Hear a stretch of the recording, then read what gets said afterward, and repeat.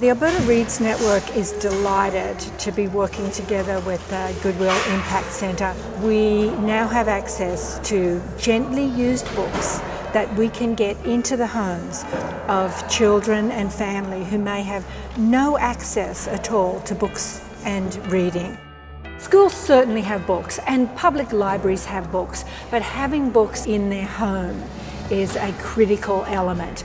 And so in working with the schools, we have a pathway, and so they can select to give the books to children who are likely to not have them in their home.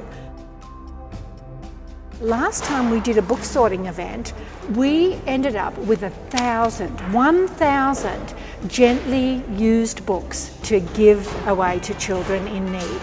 We had fewer stations, fewer volunteers. It was a test. We didn't know how it was going to work out, and it was wonderfully successful. And so this time we've increased those numbers. The volunteers that are coming get to participate in not just helping get books into the homes of children, but also they're helping Goodwill in their sustainability plans, and they're working as citizens to increase the reduction of waste. I probably should thank Goodwill again, because without them we would never get to a pathway of this many gently used books to give to children.